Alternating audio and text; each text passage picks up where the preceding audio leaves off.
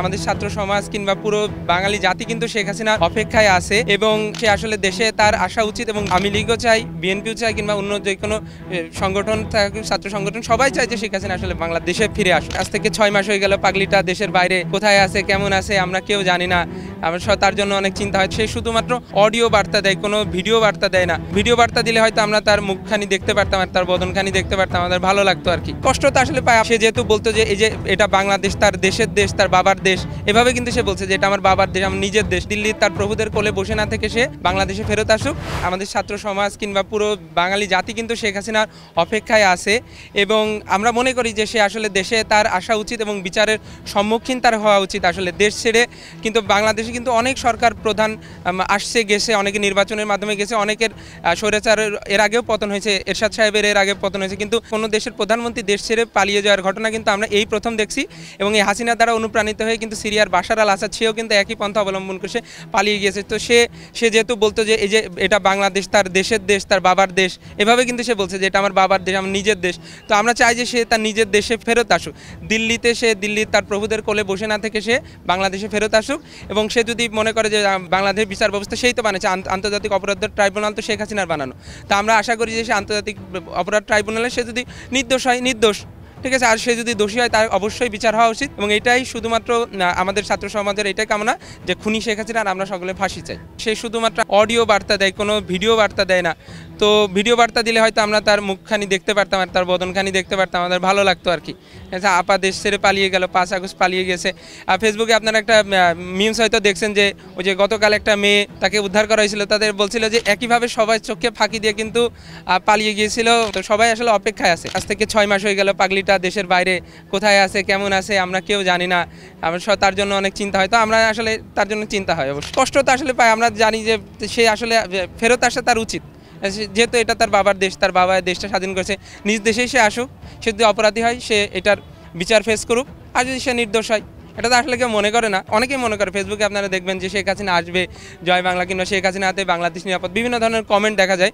তো সেই তাদের আশা আকাঙ্ক্ষা পূরণ করার জন্য এটা আওয়ামী লীগও চাই, বিএনপিও চাই কিংবা অন্য যে কোনো সংগঠন, ছাত্র সংগঠন সবাই চায় যে শেখ হাসিনা আসলে বাংলাদেশে ফিরে আসুক। আমি মনে করি না যে এখানে ছাত্র জনতার আবার ইনভলভ হওয়ার দরকার আছে, কারণ আমরা কিন্তু অলরেডি আমাদের যে পার্টটুকু জুলাইয়ের মাঠে থেকে কিংবা রাস্তায় থেকে আমরা কিন্তু আমাদের অংশটুকু পালন করেছি এবং পরবর্তীতে কিন্তু এই দায়িত্ব নিয়েছে অন্তর্বর্তীকালীন যে সরকার আছে সেই সরকার। এবং তারা বলছিল যে এই যে জুলাইয়ের যে গণহত্যা এটার বিচার করবে, কিন্তু অনেক জায়গায় দেখা যাচ্ছে যে আসলে যে বিচারটা যেটা আমরা আশা করছিলাম সেই বিচারটা কিন্তু কাঙ্ক্ষিত বিচার পাওয়া যাচ্ছে না। অনেক জায়গায় দেখা যাচ্ছে যে পুলিশের যেসব কর্মকর্তারা ছিল যে যারা হত্যার আদেশ দিয়েছে, এমন ভিডিও ফুটেজ কিংবা ছবি পাওয়া যাচ্ছে যে তারা কিন্তু বিভিন্ন জায়গায় বহাল তবিয়াতে তারা আছে। এবং দেখা যাচ্ছে যে আমরা শুরুর দিকে শুনছিলাম যে অনেক নেতা কর্মীদেরকে আটক করা হয়েছে, এখন শোনা যাচ্ছে তারা নাকি ভারতে। তারা কীভাবে পালিয়ে গেল, এটা কিন্তু জাতির সামনে আসলে আমরা যেরকমটা আশা করছিলাম আমরা কিন্তু সেরকম বিচার পাচ্ছি না।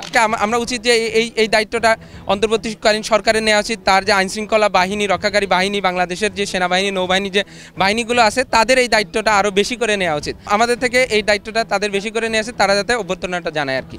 এই যে আমরা দেখলাম যে ময়লা বা টিস্যু ফেললেন, কেমন লাগলো? আসলে এই ময়লা বা টিস্যু ফেলার এটা আসলে আমি যেটা মনে করি, এই ডাস্টবিনটা কিন্তু শেখ হাসিনাকে অ্যাকচুয়ালি রিপ্রেজেন্ট করে। তো শেখ হাসিনা এই ডাস্টবিনের মধ্যে আপনারা যেরকম দেখছেন যে এর মধ্যে যে বিভিন্ন ধরনের ময়লা আবর্জনা, শেখ হাসিনার অন্তরের মধ্যে কিন্তু এই ধরনের বিভিন্ন লোকজনের জন্য ঘৃণা, ঠিক আছে, কিংবা একেবারে অন্ধ ঘৃণা ছিল। আপনারা দেখছেন যে 1975 সালে যে শেখ মুজিবের হত্যাকারী একজন ছিল মেজর বজলুল হুদা। আপনার এই ঘটনাটা নিশ্চয়ই জানেন যে সে তার ফাঁসির আদেশ হয়ে যাওয়ার পরও দেখা গেছে যে তাকে শেখ হাসিনা, এরকম শোনা যায় আর কি, আমরা অ্যাকচুয়ালি এটা তো এখানে প্রেজেন্ট ছিলাম আমরা বলতে পারবো না, কিন্তু শোনা যায় যে সে তাকে নাকি নিজ হাতে সে জবাই করেছিল আর কি। তো এটা কিন্তু তার অন্তরের ঘৃণা।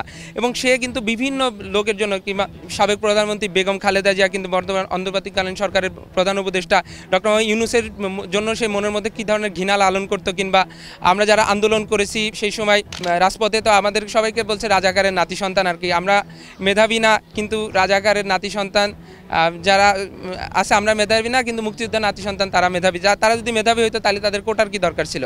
এটার আপনার পরিস্ফুরণ দেখছে। আমি কিন্তু মেডিকেল স্টুডেন্ট, কি শহীদ সোহরাওয়ার্দী মেডিকেল কলেজে পড়াশোনা করতেছি।